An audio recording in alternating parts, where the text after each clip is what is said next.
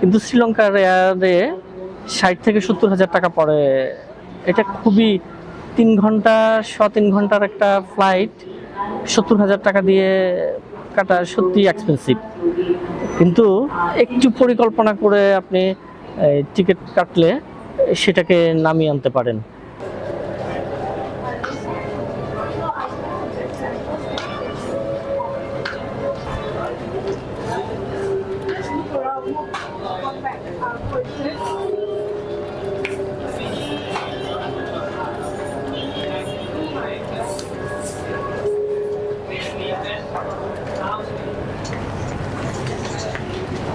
কেমন আছেন সবাই? অনেকদিন পর নতুন একটা ভিডিও নিয়ে আসলাম। আমি এখন আছি শ্রীলঙ্কার বন্দরনায়ক ইন্টারন্যাশনাল এয়ারপোর্টে, কিন্তু আজকে আমি শ্রীলঙ্কা যাচ্ছি না।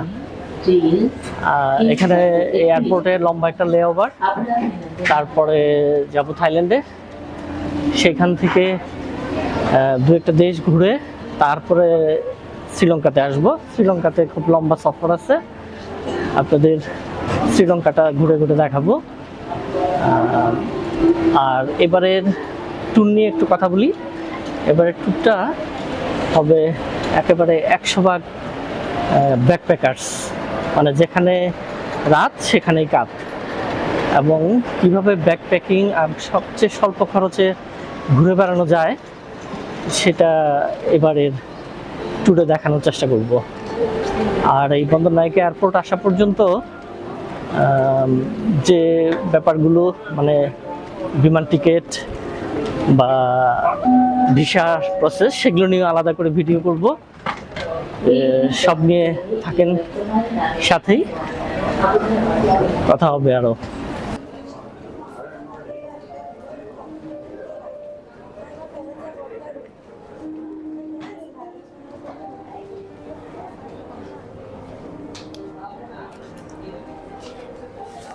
লেওভারের সময় কাটানোর জন্য বন্দরনায়ক এয়ারপোর্টটা বেশ বোরিংই বলা যায়। মোটামুটি ছোট, আর এন্টারটেইনমেন্টের তেমন কোনো ব্যবস্থা নাই। শুধুমাত্র, আর যেহেতু আমি বলেছি যে খুব কম খরচে কিভাবে থাকা যায়, এর জন্য যে সব হোটেলে থাকার ব্যবস্থা আছে সেগুলো নিয়ে আমি আর এবার কথা বলবো না।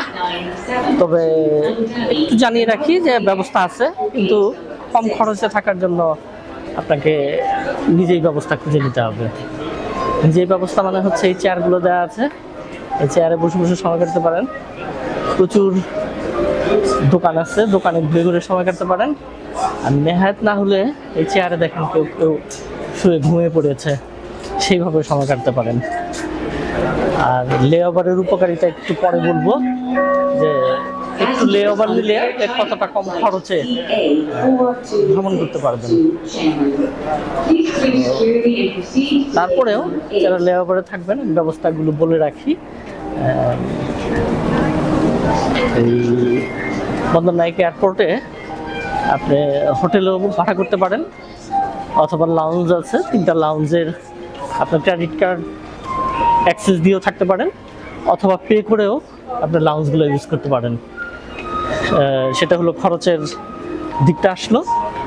আর যদি কম খরচে বা বিনা পয়সায় থাকতে চান, তাহলে ওই যেটা তখন বললাম, চেয়ারে বসে সময় কাটাতে হবে, দোকানগুলো ঘুরে ঘুরে সময় কাটাতে হবে। আর নাহলে আরেকটু সামনে গিয়ে আমি দেখাই, দেখলাম ফ্লোরের মধ্যে ঘুমিয়ে পড়েছে 2-3 জন। সেটাও একটা পদ্ধতি হতে পারে যদি খুব বেশি লম্বা লেওভার হয়। তবে সিঙ্গাপুর বা দুবাইয়ের মতো এয়ারপোর্টের লেওভারের যেসব ফ্যাসিলিটিসগুলো, সেগুলো শ্রীলঙ্কাতে আসলে আমরা আশা করতে পারি না। এটাই হচ্ছে সব কথা। আর একটা পদ্ধতি আছে কম খরচের মধ্যে, এখানে আপনি একটু শাওয়ার নেওয়া বা ঘুমানোর জন্য একটু ব্যবস্থা আছে।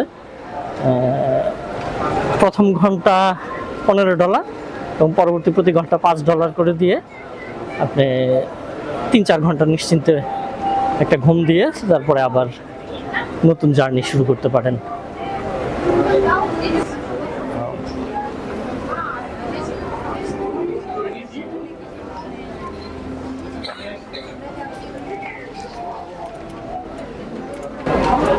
এই পোর্শনটাতে সেই ব্যবস্থা আছে। এই যে দেখেন এই অংশে কেউ কেউ ফ্লোরে ঘুমাচ্ছে।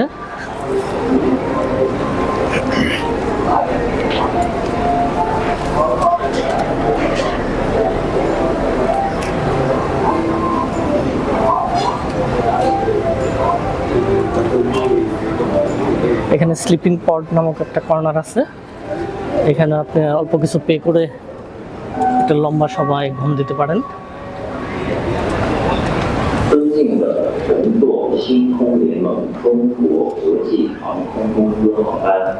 前往成都天府国际机场的旅客请注意，本次航班的登机口现已开放，请您携带好所有随身物品，出示护照与登机牌，前往指定登机口等候登机。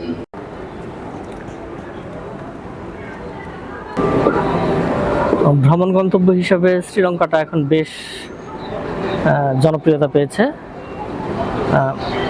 কিন্তু আমাদের বেশ কাছে হলেও বিমান ভাড়া কিন্তু কম না।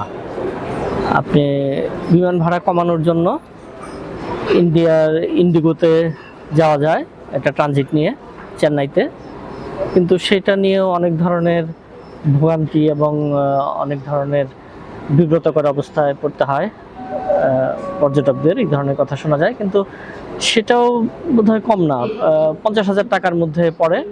ফিরসার একটা চালু করেছে, সেটাও 50,000-এর মতো পড়ে, কিন্তু শ্রীলঙ্কার এয়ারে 60 থেকে 70,000 টাকা পড়ে। এটা খুবই 3 ঘন্টা 3 ঘন্টার একটা ফ্লাইট 70,000 টাকা দিয়ে কাটা সত্যি এক্সপেন্সিভ। কিন্তু একটু পরিকল্পনা করে আপনি টিকিট কাটলে সেটাকে নামিয়ে আনতে পারেন। আমি একটু এক্সাম্পল দিই, আমি যেভাবে এইবারের ভ্রমণ এটা করেছি, পরিকল্পনা করেছি।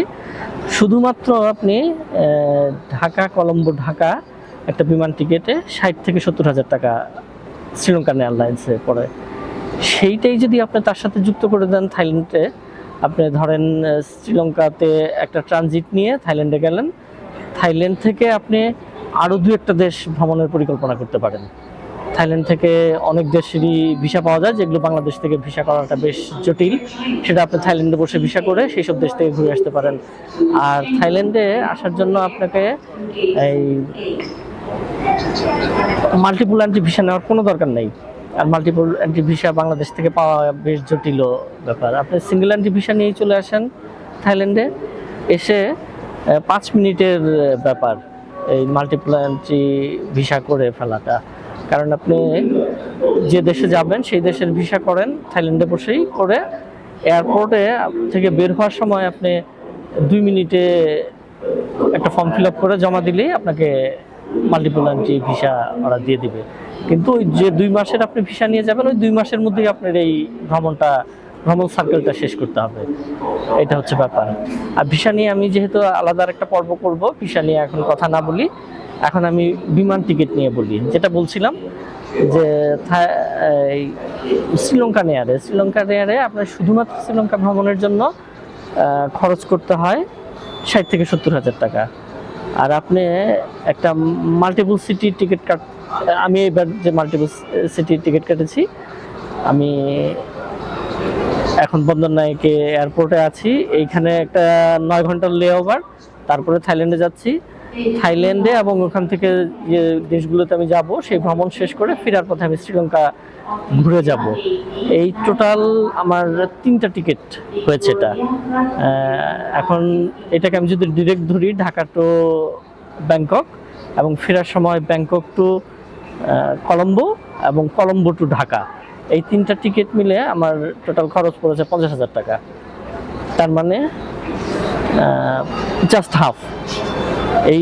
এই ভ্রমণটা আপনি অন্য ভেঙে করলে আপনার 1 লাখ টাকার নিচে আপনি টিকিট কাটতে পারতেন না, সেটা 50,000 টাকায় কেটেছি। শুধুমাত্র শ্রীলঙ্কায় যেখানে 60-70,000 টাকা লাগে, আপনি একটু মাল্টি সিটি টিকিট প্ল্যানিং করেন, দেখবেন অনেক জায়গার থেকে অনেক টিকিট প্রাইস কমে ফেলতে পারবেন। আর যেটা বলছিলাম, আপনি থাইল্যান্ডে স্টে করে থাইল্যান্ডের আশেপাশের দেশগুলো যেমন কম্বোডিয়া, ভিয়েতনাম,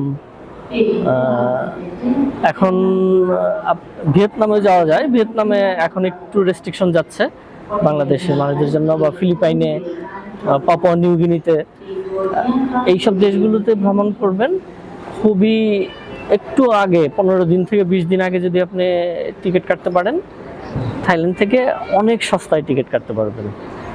তাই ভ্রমণ পরিকল্পনায় এই অংশগুলো যোগ করতে পারেন। নেক্সট ফ্লাইট রাত 1:05-এ, এখন বাজে প্রায় 11টা। 12টার আগে বোর্ডিং শুরু হবে না। একটু ঘুমানোর চেষ্টা করলাম, কিন্তু জার্নিতে আমার এমনিতেও ঘুম হয় না, তাই ঘোরাঘুরি করছি। আর এয়ারপোর্ট নিয়ে কিছু বললাম আপনাদের, আর শ্রীলঙ্কান এয়ারলাইন্স নিয়েও একটু বললাম। এই পর্যন্তই। থাইল্যান্ড পৌঁছে আপনাদের ভিসা কিভাবে নিজে নিজে করা যায়, থাইল্যান্ডের এখন ভিসা, এবং থাইল্যান্ড এবং শ্রীলঙ্কার দুইটা ভিসা প্রসেস নিয়ে আমি বলবো। আরও দু একটা ভিসা আমি হয়তো বা থাইল্যান্ড থেকে করব, সেগুলো নিয়ে আলোচনা করব, ভিসা নিয়ে একটা পর্ব করব। আজকের মতো বিদায় নিচ্ছি বন্দরনায়ক ইন্টারন্যাশনাল এয়ারপোর্ট থেকে। শুভরাত্রি।